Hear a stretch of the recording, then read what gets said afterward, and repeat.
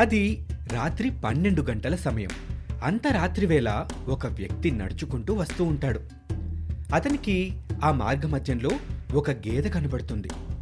దాన్ని చూసిన అతను ఇలా అనుకుంటాడు, రాత్రివేళ ఇదిక్కడేం చేస్తోంది? ఇదేదో మనకి చాలా ఉపయోగపడేలాగా ఉంది అని అనుకుని దాన్ని తీసుకొని వెళుతూ ఉంటాడు. అలా వెళ్తూ ఉండగా అతనికి పెద్ద పెద్దగా ఏడుపులు వినపడుతూ ఉంటాయి. అతను అటు ఇటు చూస్తూ ఉంటాడు. ఎవరు ఇంత రాత్రివేళ ఏడుస్తున్నారు అని అనుకుంటూ ఉండగా అతనికి ఒక మహిళ కనబడుతోంది. ఆమెకి కళ్ళు కనిపించవు.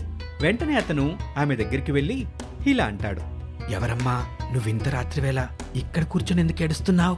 అందుకామె, నేను ఒక ఒంటరి ఆడదాన్ని, పైగా కళ్ళు కూడా కనపడవు, ఎటు వెళ్లాలో అర్థం కాని పరిస్థితి నాది, ఎవ్వరూ నాకు సహాయం చేయలేదు, అందుకే ఇక్కడ కూర్చొని ఏడుస్తున్నాను అనగానే, బాధపడకమ్మా, నేను కూడా ఒంటరిగానే ఉన్నాను, ఇక్కడే దగ్గరలో మా ఇల్లుంది, నేను నిన్ను నాతో పాటు తీసుకెళ్తానురా అనగానే అందుకు ఆమె సరే అని అంటుంది. అలా వాళ్ళిద్దరూ ఆ గేదెని తీసుకుని వెళుతూ ఉంటారు. మార్గ మధ్యంలో ఆమె ఒక చోట నిలబడి, నా వల్ల కాదు, నా కాలు నొప్పిగా ఉంది, ఈ రోజుకి ఇక్కడెక్కడైనా విశ్రాంతి తీసుకుందాం, పైగా ఇంత రాత్రి వేళ అడవి మార్గం నుంచి ప్రయాణించడం అంటే అంత మంచిది కూడా కాదు కదా. అవును, నువ్వు చెప్పింది కూడా నిజమే, మనం ఇక్కడే ఎక్కడైనా విశ్రాంతి తీసుకుందాం, రేపు ఉదయాన్నే బయలుదేరి వెళ్దాం. అలా ఇద్దరూ మాట్లాడుకొని ఆ గేదెని ఒక చెట్టుకి కట్టేసి ఇద్దరూ విశ్రాంతి తీసుకుంటారు. కొంత సమయం అవుతుంది. కాసేపటికి ఆ మహిళ ఇద్దరి నుంచి మేల్కొని దెయ్యంగా మారి ఇలా అంటుంది, పిచ్చివాడు, నేను దెయ్యానన్న సంగతి తెలియక నన్ను వాళ్ళ ఇంటికి తీసుకువెళ్తున్నాడు, వీడు మంచి నిద్రలో ఉన్నాడు, ఇదే మంచి అవకాశం వీడిని చంపి తినడానికి అని అనుకుంటూ ఉంటుంది. ఇంతలో అతను కొంచెం కదలడం గమనిస్తోంది.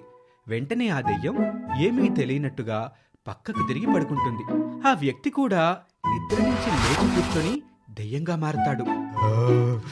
ఈ గుడ్డిది నన్ను చూసి మనిషి అనుకొని నన్ను నమ్మి వస్తోంది, నేను దెయ్యాన్నన్న సంగతి దీనికి తెలీదు, ఇది మంచి నిద్రలో ఉంది, దీన్ని తినడానికి నాకిదే మంచి అవకాశం అని అనుకుంటూ ఉంటాడు.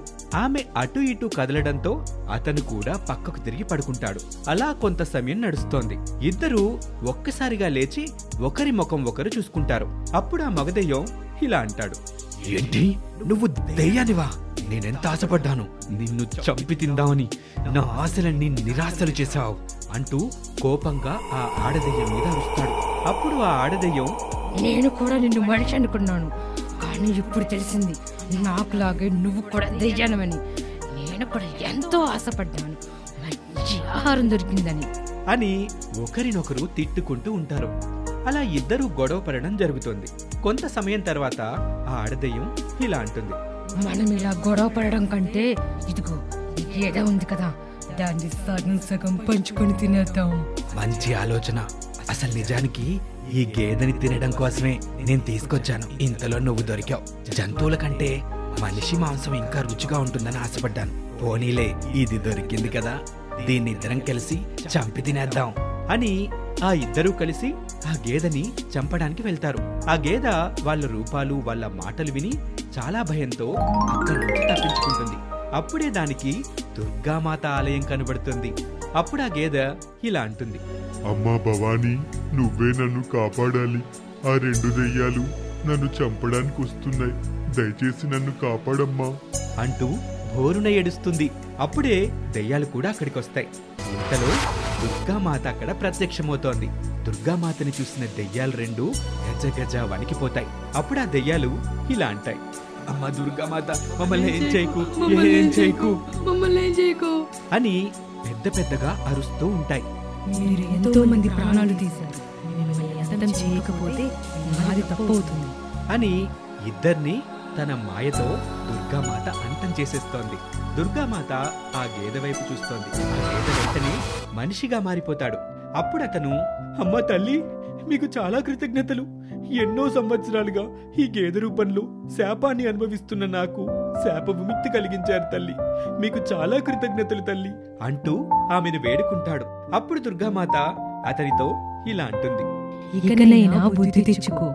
ఎప్పుడు మహర్షులని మునులని తిట్టకు. అలా చేస్తే నీకేం జరిగిందో అర్థమైంది కదా? అర్థమైంది తల్లి. నేను నోరు జారి ఒక మహర్షిని అనకూడని మాట అన్నాను. అతను కోపంతో నన్నిలా గేదగా మార్చాడు.